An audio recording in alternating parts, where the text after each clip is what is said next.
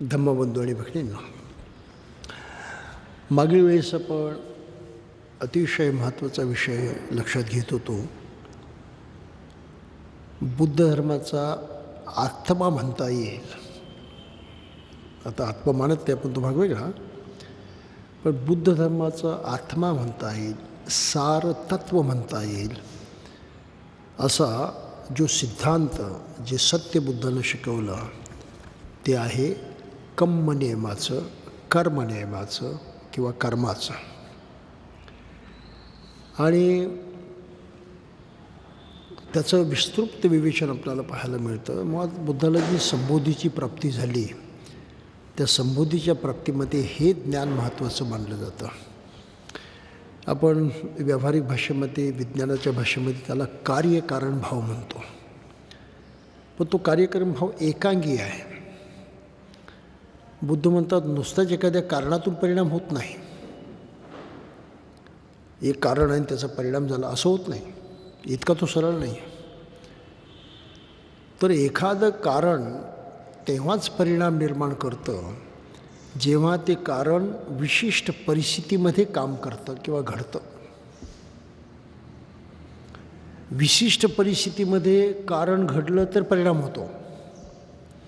विशिष्ट परिस्थिती ते घडलं नाही तर परिणाम होत नाही. म्हणून बुद्धाची भाषा कशी आहे? पतिच्च समुत्पाद. पतिच्च कारण आहे, समुत्पाद विशिष्ट परिस्थितीमध्ये त्याचा परिणाम होतो.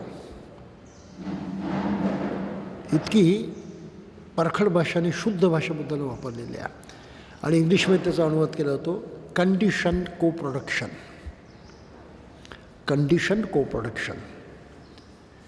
आणि त्याचं एक उदाहरण मागच्या वेळेस मी सांगितलं होतं की बीज हे कारण आहे.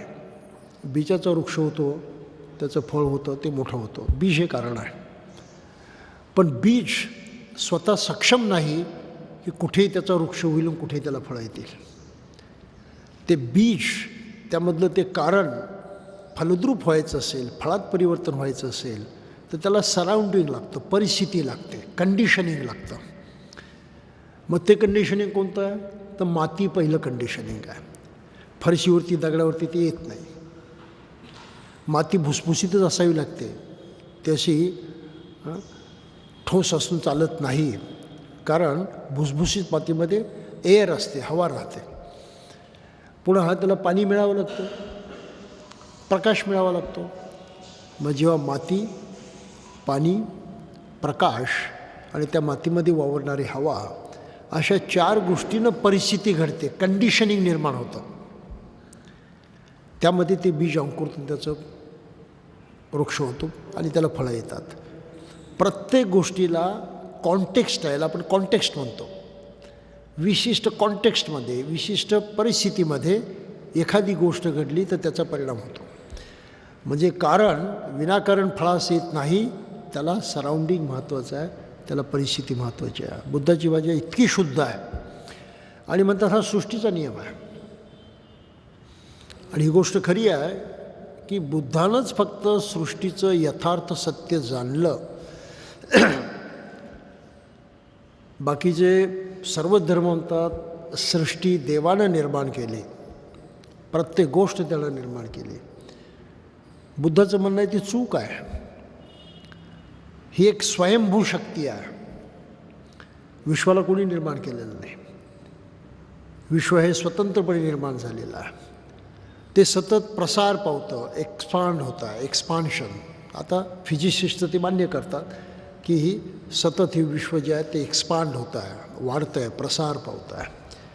ते गतिमान आहे, ते स्थिर कधीच नाही, गतिमान आहे. हा विश्वाचा नियम आहे. त्यामध्ये गुरुत्वाकर्षण आहे, ती एक मोठी शक्ती त्याच्यामध्ये विद्यमान आहे. गती आहे, गुरुत्वाकर्षण आहे, एक्सपांड पावण्याची, प्रसार पावण्याची त्याच्यामध्ये शक्ती आहे. आणि हे आनंद आहे, त्याला अंत नाही. आपण ते संपूर्णपणे जाणूही शकत नाही, इतकं ते विलक्षण आहे.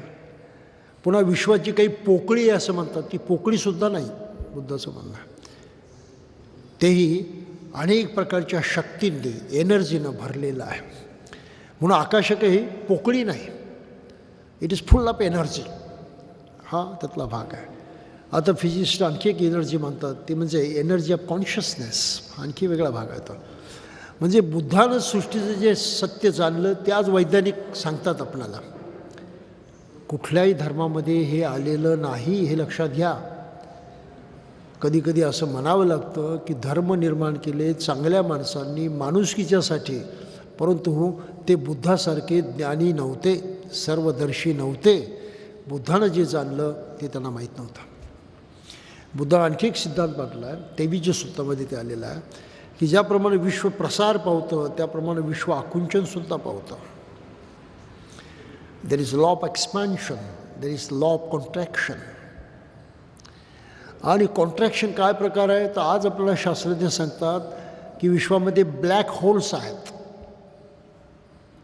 ब्लॅक होल्स, त्यामध्ये सूर्य जरी गेला गडप होऊन जातो.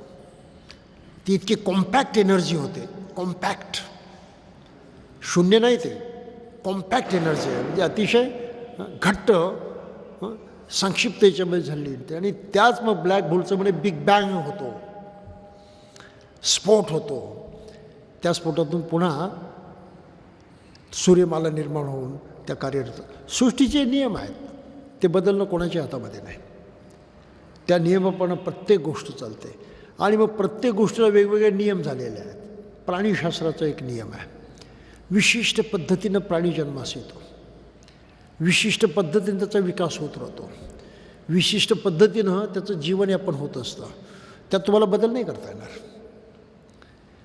मग ह्या निसर्गाच्या ज्या गोष्टी आहेत त्याला अनुसरूनच तुम्हाला जगावं लागेल.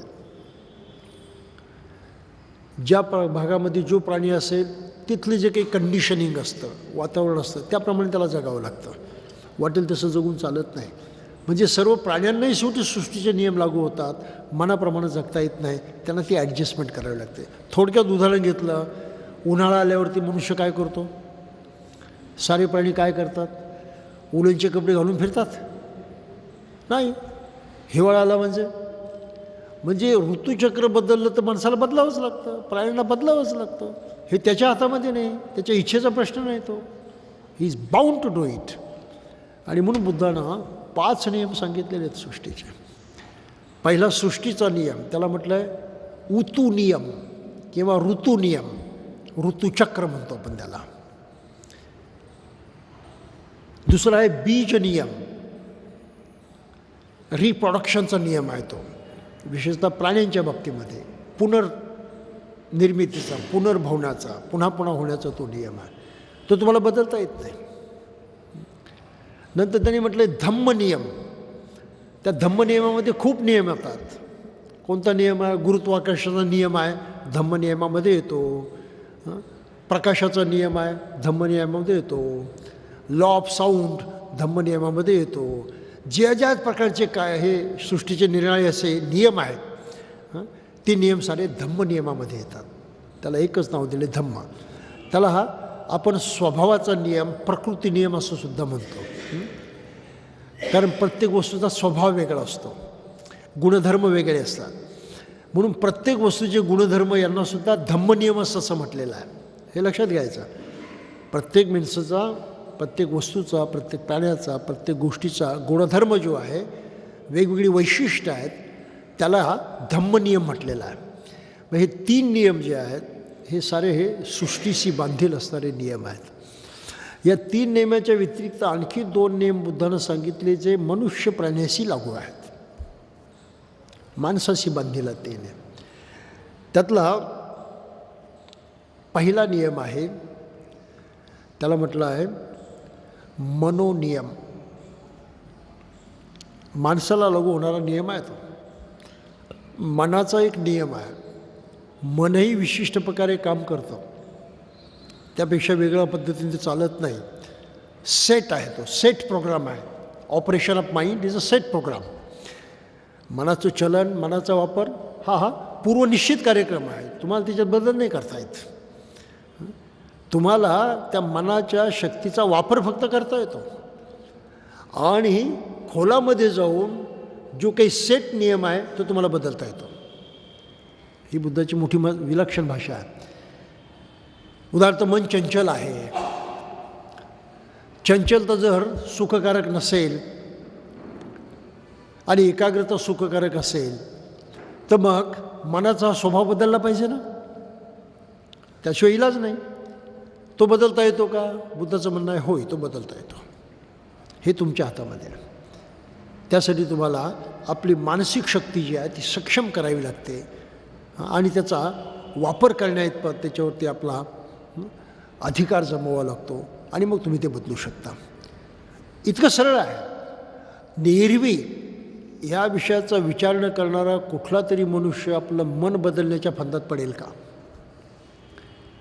करोडो लोक आहेत, साऱ्यांचीच मनं चंचल आहेत. किती लोकांना माहीत आहे की आपलं ही चंचलता जी आहे ती जाऊ शकते, त्याच्यात बदल होऊ शकतो, हा आपला स्वभाव आहे? नाही लोकांना माहीत. म्हणून बुद्ध इतके बारकाईनं माणसाच्या त्या समस्येमध्ये उतरलेले आहेत. दुःखाचं ज्ञान त्यांना झालं, दुःखातून मुक्त होता येतं, हा काय वरवरचा उपदेश नाही.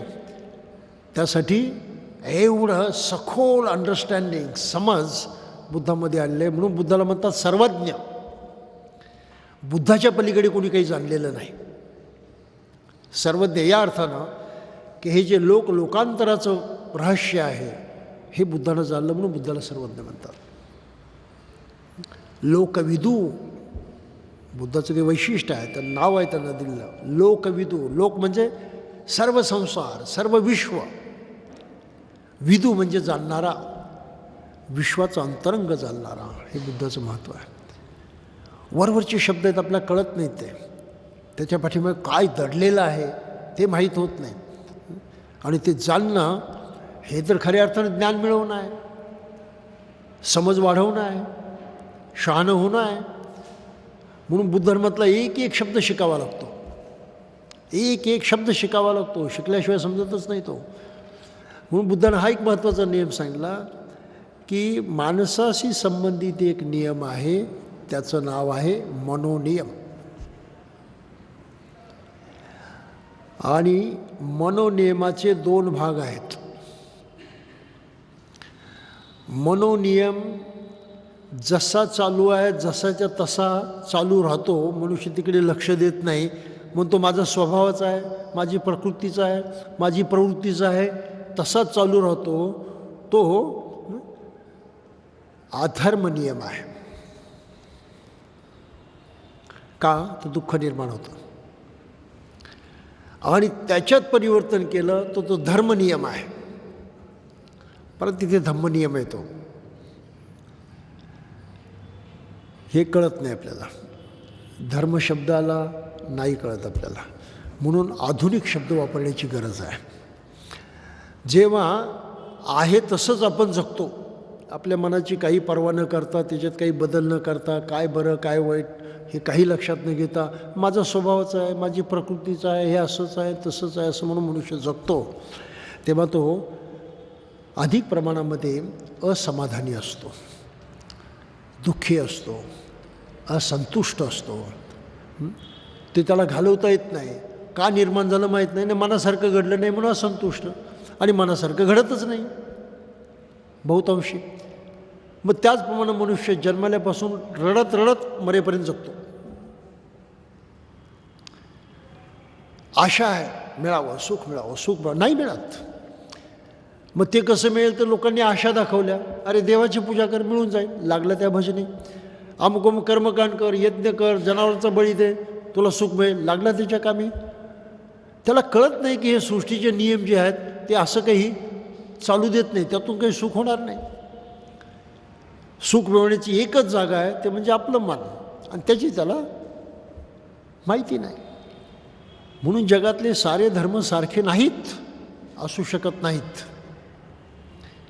आणि ईश्वराला मानणारा धर्म हा माणसाच्या कल्याणाचा असू शकत नाही. त्यानं माणसाचा विचारच केलेला नाही, ईश्वराचा फक्त विचार केला. त्याला माना, त्याच्या भजनी लागा, त्याचं ऐका, ते करा. ते आपण पुढे सारं पाहणारच आहोत, पण हे थोडंसं लक्षात घ्या आपण.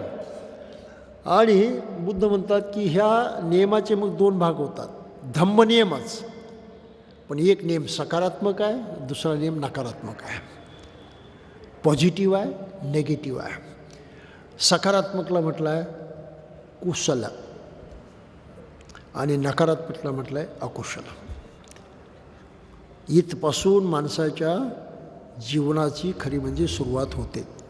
खास करून त्यानं कोणत्या पद्धतीचं जीवन जगायचं, सुखाच्या मार्गानं जाणारं की दुःखाच्या मार्गानं जाणारं, ते इथे ठरतं. आणि हे ठरवणं माणसाच्या हातात आहे, बाकी कोणी त्याला मदत करू शकत नाही. कुशल मार्गानं जायचं की अकुशल मार्गानं जायचं. अकुशल मार्गानं जाणं म्हणजे जसं आहे तसं जगायचं, मनाची दखल घ्यायची नाही, मनाकडे लक्ष द्यायचं नाही. जसं आपण जगतो जन्मल्यापासून मरेपर्यंत तसं जगत राहायचं. हा अकुशल मार्ग आहे. मनाचा नियम तुम्हाला तसंच जगायला लावेल, ते तुमच्या हातामध्ये नाही. पण त्या मनशक्तीचा वापर करून त्याच्यात बदल करता येतो आणि तुम्हाला सकारात्मक पद्धतीनं जीवन घडवता येतं. त्या पद्धतीने तुम्ही जगायला लागला तर सुखापर्यंत जाऊन पोचाल. इतकी स्पष्ट भूमिका बुद्धानं घेतलेली आहे. म्हणून बुद्ध म्हणतात, मी तुम्हाला सुख देणार नाही, मी तुम्हाला मोक्ष देणार नाही, मी तुमचं कुठलंही भलं करू शकत नाही. तुमचं भलं तुम्ही करायचं आहे आणि ते कसं करायचं हे मला माहीत आहे. म्हणून तेच फक्त मी तुम्हाला ज्ञान देऊ शकणार आहे. म्हणजे माझा धम्म मी तुम्हाला देऊ शकतो, ती शिकवण देऊ शकतो, पण ज्याची त्यानंच करायची आहे ते बुद्धाच्या हातामध्ये नाही. ईश्वराचं वेगळं आहे. ईश्वराला मानणारं तुम्ही काहीच करू नका, फक्त त्याला माना, त्याची पूजा करा, त्याच्यावरती विश्वास ठेवा, सारं काही आपोआप होऊन जाईल. सारासार वरवर पाहताना सुद्धा हे चुकीचं वाटतं, सत्य नाही त्याच्यामध्ये. कधी कधी जाताना ह्या रस्त्यानं मला काही वाक्य वाचायला मिळतात, भिंतीवरती लिहिलेले. ईश्वरावरती विश्वास ठेवा, ट्रस्ट इन गॉड. आणि कुत्रा ज्याप्रमाणे आपल्या मालकाच्या पायाशी बसून राहतो त्याप्रमाणे त्याच्या पायाशी बसून राहा. प्रॉब्लेम आहे ना मोठा. म्हणजे ईश्वराला मानणाऱ्या धर्मांनी माणसाला निष्क्रिय बनवलं, बेजबाबदार बनवलं, आळसी बनवलं. जी काही त्याचं मानसिक शक्ती आहे ती शक्तीसुद्धा त्यांनी खच्ची करून टाकली. नाही सुख होणार. आणि जगाचा इतिहास साक्षी आहे की कुठल्याही धर्मानं माणसाला सुखी केलेलं नाही. जगाचा इतिहास साक्षी आहे की बुद्धाच्या मार्गाने गेलेली माणसं अरहतपदाला पोचली, जीवनमुक्त झाली, सर्व सुखाची प्राप्ती करून मोकळी झाली. एक दोन नाही, करोडो माणसं. इतिहासापासून काही शिकायचं असेल तर आपल्याला हे शिकावं लागतं आणि आपण तिकडे लक्ष देत नाही. तर हा आपण मागे हे नियम बघितले, ऋतुनियम, बीजनियम, धर्मनियम, मनोनियम, आणि पुन्हा मनोनियमामध्ये धर्मनियम येतो. मनोनियमामध्ये कर्मनियम येतो. धर्मनियमाला कर्मनियम म्हटलेला आहे. तिथे या मार्गाने जायचं की या मार्गाने जायचं हा नियम नुसता धम्माचा नियम नाही, तर तो कर्मनियम आहे. चालायचं ना तिथे, करायचं काहीतरी, गप्प नाही बसायचं, करण्याशी संबंधित आहे. म्हणून त्याला काय म्हटलं, कर्मनियम. कम्मनियम म्हणजे बुद्धानं 5 नियम शिकवले. सृष्टीशी संबंधित साऱ्या विश्वाचा व्यापार चालतो त्याला म्हटले ऋतुनियम, लॉ ऑफ द युनिव्हर्स. त्यानंतर ज्यामधून प्राण्यांची निर्मिती होते, वनस्पती निर्माण होतात, अशा प्रकारची जी काही सतत पृथ्वीमध्ये निर्माण होण्याची आणि पुन्हा लयास जाण्याची प्रक्रिया आहे त्याला त्यांनी बीज नियम म्हटलेला आहे. लॉ ऑफ जेनेसिस, निर्मितीचा नियम आहे. तिसरा त्यांनी तो नियम सांगितला धर्मनियम. अनेक प्रकारचे कायदे याच्यामध्ये असतात, म्हणजे निर्णय प्रणाली आहेत, प्रोसेसेस आहेत, निर्णय प्रकारचे गुणधर्म आहेत माणसाचे, वस्तूंचे वगैरे. त्याला त्यांनी धम्मनियम म्हटलेला आहे. त्याला आपल्याला फार तर म्हणता येतील इट्स लॉ ऑफ प्रॉपर्टीज किंवा थिंग्स वगैरे. तिसरा नियम महत्त्वाचा त्यांनी सांगितलं, जो माणसाशी संबंधित आहे, त्याचं नाव मनोनियम. मन विशिष्ट प्रकारेच काम करतं आणि मनाचा वापर करण्याचा जो नियम आहे त्याचं नाव आहे कर्मनियम. आणि आपण आता त्या कर्मनियमावरती येऊन पोचलेलो आहोत. बाबासाहेबांनी त्याची भूमिका मागे सांगितलेली होती की जे ईश्वराच्या अस्तित्वावरती विश्वास ठेवतात ते या साऱ्या प्रश्नांची उत्तरं कशी देतात, की सारं विश्व ईश्वराचा अधीन आहे, त्यानंच ते निर्माण केलेलं आहे, तो त्याचा कर्ता धर्ता वगैरे आहे, अशी भूमिका घेतात. आणि मग नीतीचे नियम का पाळायचे, तर ते ईश्वरानं सांगितलेले आहेत म्हणून पाळायचे. आणि ते नियम पाळले तर तुम्हाला स्वर्गाच्या रूपानं फायदा होतो. बरं, ह्या नैतिक व्यवस्थेमध्ये अनैतिकही गोष्टी आल्या, मग ईश्वरानं निर्माण केल्या का अनैतिक गोष्टी, तर मग ईश्वरादी लोकांनी आपली सुटका करून घेतली की नाही, ईश्वरानं निर्माण केलं, त्यांनी फक्त विश्व निर्माण केलं आणि त्यांना स्वातंत्र्य दिलं, त्यांच्यावरती सोपवून दिलं पुढचं. त्याला ऑटोमेशन म्हणतात. विमान चालक जे असतात ना, तिथे हे शास्त्र आहे पहा.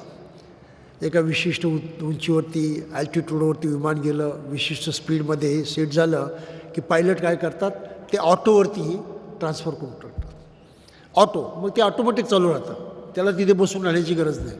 तो साऱ्या विमानात फिरून येईल, कुठेही बसेल, काही चर्चा करेल वगैरे. ते he is not worried about that. त्याला ऑटो म्हणतात. तसं ईश्वरानं हे सारं सोपवून दिलं त्या सिस्टमवरती आणि सिस्टम ऑटोमॅटिक काम करायला लागले.